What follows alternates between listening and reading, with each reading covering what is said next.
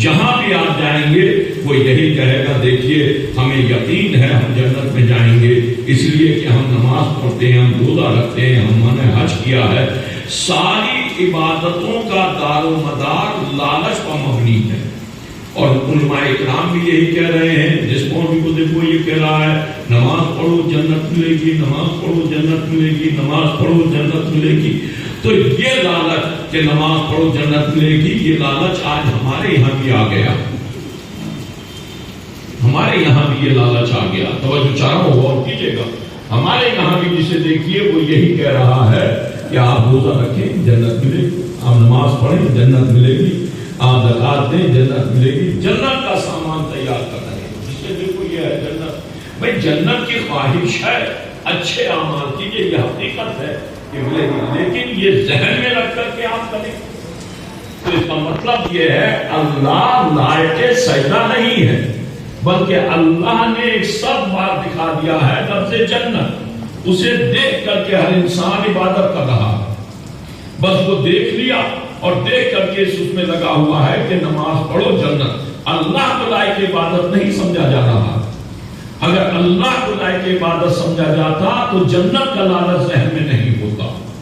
توجہ چاہو غور کیجئے گا عزیزو، آپ دیکھیں کسی سے پوچھئے میری کوئی نماز قضا نہیں ہے، میں تو یقیناً جنت میں جاؤں گا، تو اس کا مطلب یہ ہے جنت نماز کے اوپر ہے، نماز کے اوپر۔ جیسا کہ معصوم نے فرمایا، غور کیجئے گا، معصوم نے فرمایا کہ جو دو آنسو محبت سے میرے جد امجد پر بہائے، میری جد امجدہ جناب سیدہ اس وقت تک جنت میں قدم نہیں رکھیں گی جب تک کہ رونے والے کو بخشوا نہ دیں گی۔ اور کیجئے گا تو چاہوں میری جد امجدہ دو آنسو محبت ہے۔ اب جو یہ بات پیش کی تو سامنے والے کو فوراً کھل گئی، فوراً کہا کہ یہ بڑی سستی جنت دیتی، دو آنسو نے جنت دے دی۔ کہا جاتا ہے کہ نہیں کہا جاتا؟ کسی مولوی صاحب نے اگر یہ حدیث یہ روایت معصوم کی بیان فرما دی کہ 8ویں امام نے فرمایا ہے کہ جب اگر دو آنسو میرے جد امجد پر محبت سے بہائے تو میری جد امجدہ اس وقت تک جنت میں قدم نہیں رکھیں گی کہ جب تک کہ رونے والے کو بخشوا نہیں دیں گی۔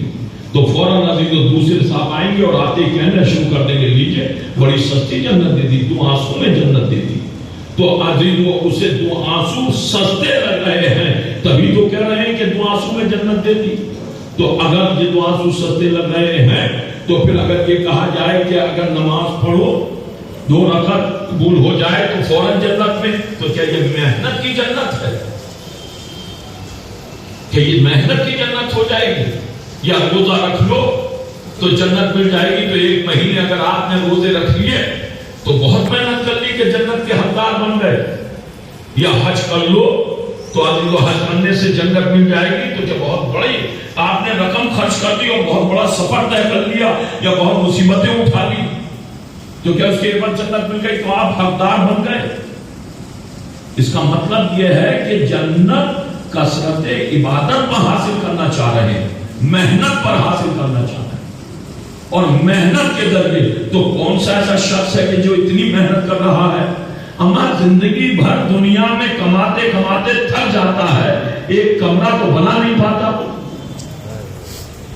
آپ غور کیجئے، ایک کمرے کا حقدار نہیں ہو پاتا، بڑی مصیبتیں 420 اور مکاری اور سب کچھ کرنے کے بعد ادھر کی رشوت ادھر، ادھر کی بےایمانی ادھر کرا کر کے بڑی مشکل سے اگر اس نے بنا لیا تو 100 الزام آ جاتے ہیں۔ جنت کا خواب 2 رکعت میں دیکھنے پر تلا ہوا، آپ دیکھیں تو یہ جو چیز لالچ ذہن میں آ رہا ہے۔ اور کیجئے گا مثال کے طور پر آپ فرشیادہ بچھا رہے ہیں اور فرشیادہ بچھا کر کے آپ نے کہا بس ہم حقدار ہو گئے، ہم حقدار ہو گئے، ہم حقدار ہو گئے، تو یہ کیا آپ نے حجت کر دی؟ فرشیادہ آپ لالچ میں بچھا رہے ہیں کہ فرشیادہ لالچ میں کہ بس ہم نے فرشیادہ بچھائی اور ہم جنت کے حقدار ہو گئے۔ تو لالچ کے لیے تو یہی سنا گیا ہے، بزرگوں نے بتلایا کہ جو کام لالچ میں کیا جائے وہ منزل مقصود تک نہیں پہنچایا کرتا۔ آپ بتائیے کہ لالچ میں کوئی کام کیا جاتا ہے تو لالچی کو اچھا سمجھا جاتا ہے یا برا؟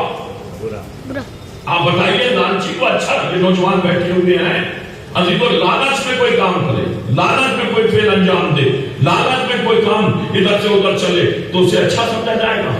معاشرہ کہتا ہے بہت برا شخص ہے، یہ لالچی ہے، اور لالچی ہر کسی کی نظروں میں گر جایا کرتا ہے۔ تو جب لالچی دنیا میں سب کی نظروں میں گر جائے گا تو آخرت میں معصومین کی نظروں میں کیسے بلند ہو سکتا ہے؟ وہ تو ویسے ہی ظاہر ہو جائے گا، یہ مجھ سے محبت لالچ میں کرتا تھا، یہ میری نماز اللہ کہے گا لالچ میں پڑھا کرتا تھا، یہ میرا روزہ لالچ میں رکھا کرتا تھا، یہ میرے لیے عبادت لالچ میں کیا کرتا تھا، یہ مجھے لائق عبادت نہیں سمجھا کرتا تھا۔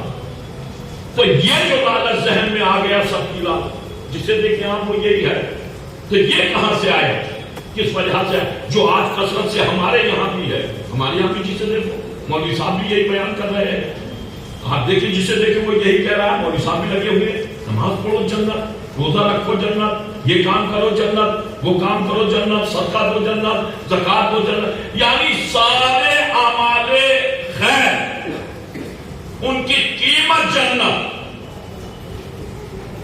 اپنا حق نہیں سمجھ رہے ہیں کہ ہماری ذمہ داری کیا ہے۔ آپ بتائیے کوئی ہے شخص ایسا جو یہ سمجھ رہا ہو کہ ہماری ذمہ داری کیا ہے؟ غور کیجیے گا، عزیز و بے شمار مجلس سے آپ لوگ سنتے رہتے ہیں، تو یہ چیز ہمارے یہاں کہاں سے پیدا ہو گئی؟ بس اس شر سے محفوظ رہنا، اس چیز سے محفوظ رہنا کہ کوئی بھی عبادت لالچ میں نہ کی جائے بلکہ لائق عبادت سمجھا جائے۔ تو یہ کہاں سے آئی ہمارے یہاں؟ یہ ان لوگوں سے آئے کہ جنہوں نے لا الہ الا اللہ محمد رسول اللہ جنت کے لالچ میں کہا یا تلوار کے خوف سے کہا۔ دیکھیں انہی لوگوں نے، بلکہ انہوں نے کون لوگ کہ جنہوں نے شریعت کو صحابہ اکرام سے لیا، اور صحابہ اکرام کا سارا دار و مدار جنت پر تھا، وہ جنت کے لالچ میں۔ تبھی تو آپ دیکھیں، یہ تو خدا کا شکر ہے کہ ہمارے یہاں مجلسوں کی دین ہے کہ اس طرف نہیں لے جایا جاتا۔ آپ اس دیکھیے اس طریقے ہی مجلس سے سنا کیجیے، میں کچھ باتیں پہنچانا چاہ رہا ہوں، آپ بزرگ ہیں سنتے رہتے ہیں، یہ خدا کا شکر ہے۔ آپ کسی بھی نوجوان سے ہمارے یہاں پوچھ سکتے ہیں، وہ یہ نہیں کہہ گا جب اس سے خود جنت تو وہ بے ساختہ کہنے لگے کہ 70 پورے ملے۔ آج جنت لالچی لوگوں نے جنت کو بدنامی کا سبب بنا دیا۔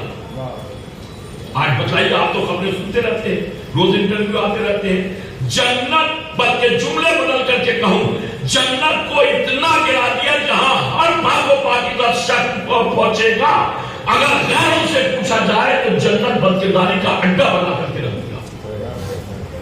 جو پیغامات آج دنیا میں پہنچ رہے ہیں جنت کے نام پر، پہنچ رہے ہیں کہ نہیں پہنچ رہے ہیں؟ آپ روز خبروں میں سنتے رہتے ہیں، 70 روزیں ملیں گی، ایسی ہوں گی، ویسی ہوں گی، یوں ہوں گی، اس طریقے سے رہیں گے۔ آپ بتائیے، جہاں پر سارے اعمال کی قبولیت کے بعد جب انسان پاس ہو جائے گا اور اسے وہ منزل ملے گی، اس منزل کا تعارف کس انداز سے کرایا؟ آپ بتائیے، آپ خود خاموش ہیں، کیونکہ ذہنوں پر وہ پردے پڑے ہوئے ہیں جو کثرت والے ہیں، جو معرفت والے نہیں۔ آج کل جسے دیکھو وہ یہی ہے کہ جنت میں یہ ہوگا، جنت میں ملیں گے، اتنی اتنی حوریں ملیں گی، حوریں ایسی ہوں گی، حوروں کے علاوہ کچھ کام ہی نہیں۔ یہ نتیجہ کیا نکلا؟ یہ کس وجہ سے یہ باتیں ہمارے درمیان آئی؟ آپ بتائیے۔ وجہ یہ ہے کہ نتیجہ اہل بیت کے بغیر حاصل کرنا چاہ رہے ہیں، اور جہاں جہاں اہل بیت کے بغیر عزیزوں محنت کی اجرت حاصل کرنے کا ارادہ کیا، وہیں پر نہ عزیزوں آخرت ہاتھ میں آئی نہ جنت ہاتھ میں آئی۔ آپ دیکھیں، پورا غور کیجیے گا اور میری باتوں پر آپ غور کیجیے گا، جہاں جہاں اہل بیت کا دامن چھوڑا وہاں انسان مایوس نظر آیا۔ جہاں بھی اہل بیت کا دامن چھوڑا، اہل بیت کا دامن چھوڑنے کے بعد نتیجہ کیا نکلا؟ آج ہمارے یہاں بھی دنیا بٹورنے کے چکر میں لگے ہوئے ہیں، جبکہ اسلام نے سب سے زیادہ بحث آخرت پر کی ہے، آخرت پر بحث کی ہے، اور آخرت کے نتیجے پر بحث کی کہ دنیا میں جو کریں گے اس کی جزا آخرت میں ملے گی۔ تو جزا ملے گی آخرت میں، تو آخرت میں جس نیک اعمال کی جزا ملے گی تو نیک اعمال کے ذریعے انسان بدعمالی میں پہنچے گا. آپ بتائیے نیک اعمال کے ذریعے انسان کیا بدعمالی میں پہنچے گا؟ جو ایک لالچ دکھا دیا گیا جنت کا اور جنت کی تصویر جو کھینچی جا رہی ہے اس زمانے میں اور جس طریقے سے بدنام کیا جا رہا ہے. جہاں پر اہل بیت علیہ السلام، چلو اہل بیت کو نہ ماننے والوں کی تعداد زیادہ ہے تو کم از کم 1,24,000 انبیاء تو وہاں ملیں گے. تو جہاں پر 1,24,000 انبیاء موجود ہو وہاں کی جنت کی تصویر ایسی ہوگی جیسی اس زمانے میں مسلمان پیش کر رہا. آپ بتائیے جو مسلمان تصویر پیش کر رہا ہے جنت کی اور جو لوگوں تک پیغام پہنچائے جا رہے ہیں کہ بھئی اس طریقے کی جنت ہوگی اور ایسی جنت ہوگی تو وہ یہی ہوگی. یہ سبب کیا ہے؟ اہل بیت کے دامن کو چھوڑنے کا نتیجہ. اہل بیت کا دامن چھوڑا تو جو شے اہل بیت نے رسول اللہ نے پہنچائی تھی وہاں سے بھٹک گئے اور لالچ میں ڈوب گئے. اور جب لالچ میں ڈوبے تو عزیزو نہ خدا ہی ملا نہ مثال سنا، نہ دنیا ہی ہاتھ میں آئی اور نہ آخرت ہاتھ میں آئی. یہ نوجوان بیٹھے ہیں اس لیے یہ باتیں پڑھ رہا ہوں، آپ غور کیجئے گا جو بات میں پڑھنے کا ذمہ دار ہو. جنت کی تصویر جو لوگ پیش کر رہے ہیں وہ جنت کی تصویر نہیں ہے. آپ بتائیے، میں آپ سے سوال کر رہا ہوں، جس جنت میں سیدہ ہو وہ ایسی جنت ہو، جس جنت میں خدیجہ ہو وہ ایسی جنت ہو، یا جس میں مریم ہو وہ ایسی جنت ہو، یا جس میں 1,24,000 انبیاء ہوں وہ ایسی جنت ہوگی، یا جس میں 14 معصومین ہوں وہ ایسی جنت ہوگی. یا تو سامنے والا یہ کہنے کہ یہ جنت میں نہیں جائیں گے تب تو چاہے جیسی تصویر کھینچ لو جنت کی. اور اگر یہ جنت میں ہے جنہوں نے بتلایا کہ جنت ہے تو پھر جنت میں جس کردار کے یہ ہوں گے اسی کردار کے جائیں گے. جس کردار کی یہ شخصیتیں ہوں گی اسی کردار کے جائیں گے. تبھی تو رسول نے کہا رسول کے دروازے پر آنے والے کون ہیں؟ قُلْ لَا أَسْأَلُكُمْ عَلَيْهِ أَجْرًا إِلَّا الْمَوَدَّةَ فِي الْقُرْبَى. کہ اے رسول آپ نے ہمارے خاطر بڑی مصیبتیں اٹھائی، بہت پریشانیاں اٹھائی، ہم چاہتے ہیں آپ اپنی محنت کی اجرت لے لیں. آگے جنت خرید لیں، محنت کی اجرت لے لیں. یہ کون لوگ آئے اجرت دینے کے لیے؟ غیر مسلم آئے، یہودی آئے، نصارہ آئے، عیسائی آئے. کون لوگ آئے تھے؟ توجہ چاہوں جانے محترم، کون آئے تھے یہ رسول کے دروازے پر اور رسول سے کہہ رہے تھے کہ یا رسول اللہ آپ اپنی محنت کی اجرت لے لیں. آپ نے بڑی پریشانیاں اٹھائی ہیں، بڑی مصیبتیں اٹھائی ہیں، بہت بڑا نادم رہے ہیں، آپ جگہ جگہ بھٹکتے رہے ہیں، آپ نے ہجرت کی ہے، ہمیں جانوروں سے انسان بنا دیا ہے، ہم چاہتے ہیں آپ اپنی محنت کی اجرت لے لیں. یہ وہی لوگ ہیں کہ عزیزوں کہ جن کا نے کلمہ پڑھ کر کے دین تو اختیار کیا لیکن ان کا مزاج نہیں بدلا.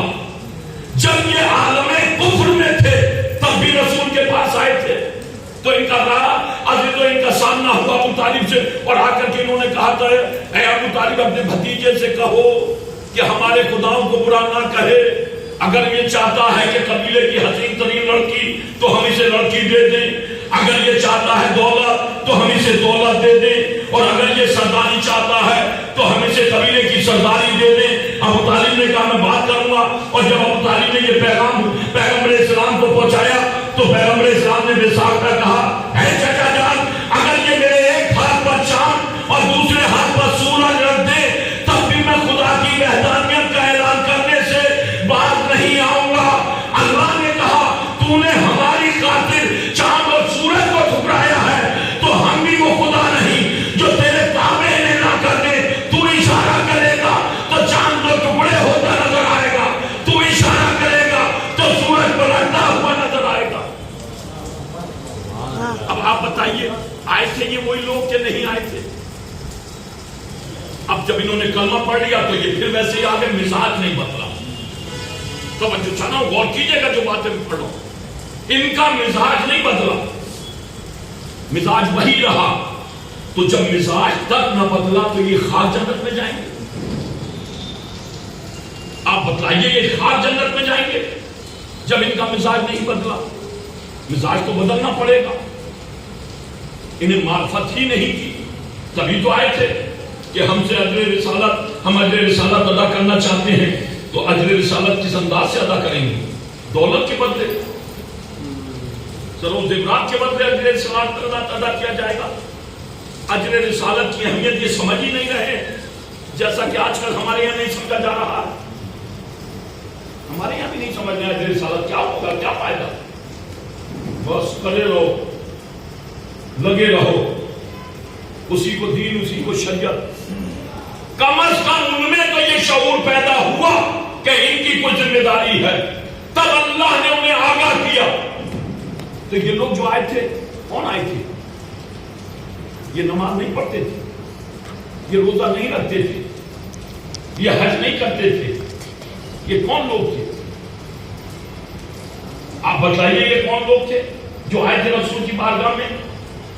اب اس پر جو بحث کی گئی ہے علماء کرام نے، اہل سنت علماء نے بحث کی اس پر، انہوں نے کہا یہ سورہ جو ہے، اس لیے جو آیتیں ہیں یہ مکے میں نازل ہوئی، توجہ چاروں غور کیجیے گا، اور مدنی سورے میں یہ آیتیں ہیں مکے میں نازل ہوئی ہیں، اور یہ اہل تشیع حضرات جو ہیں اس سے مراد اہل پنجتن پاک کو لیتے ہیں۔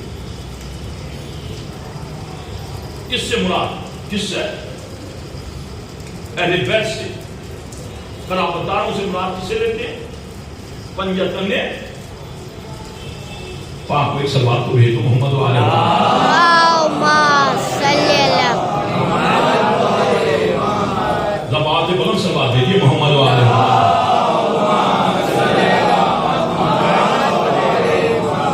کس کو مراد لیا جا رہا ہے؟ اس سے مراد کسے لیا جا رہا ہے؟ انہوں نے کہا یہ سورہ جو ہے، یہ جو آیتیں ہیں اللہ سلوکم علیہ اجرا الا المودۃ فی القربى، یہ مکے میں نازل ہوئی، اور اس سے مراد یہ اہل تشیع حضرات پنجتن پاک کو لیتے ہیں۔ تو مکے میں تو پنجتن پاک تھے نہیں، انہوں نے بحث کی ہے اس پر کہ مکے میں پنجتن پاک نہیں تھے، پنجتن پاک تو مدینے میں آ کر کے ہوئے۔ مکے میں شادی نہیں ہوئی علی اور فاطمہ کی، جب شادی نہیں ہوئی تو پھر حسن و حسین نہیں آئے، جب حسن و حسین نہیں آئے تو پھر اس آیت سے مراد یہ کب ہے؟ انہوں نے کہا اس آیت سے یہ مراد کیا؟ جو یہ لوگ مراد لیتے ہیں اور جو تشریح دیتے ہیں، تصویر کھینچتے ہیں کہ بھائی اس سے مراد پنجتن پاک ہیں، تو یہ تمہارا کہنا ہے کہ اس سے مراد پنجتن پاک ہیں۔ آیت کیا کہہ رہی ہے؟ آیت کہہ رہی ہے بسم اللہ الرحمن الرحیم قل لا اسألوکم علیہ اجرا الا المودۃ فی القربى۔ اے رسول ان سے کہہ دو کہ میں اپنی محنت کی اجرت کچھ نہیں چاہتا سوائے اس کے کہ میرے قرابت داروں سے محبت و مودت اختیار کرو۔ اب قرابت دار یہ دیکھو مکے میں ہے کہ نہیں ہے؟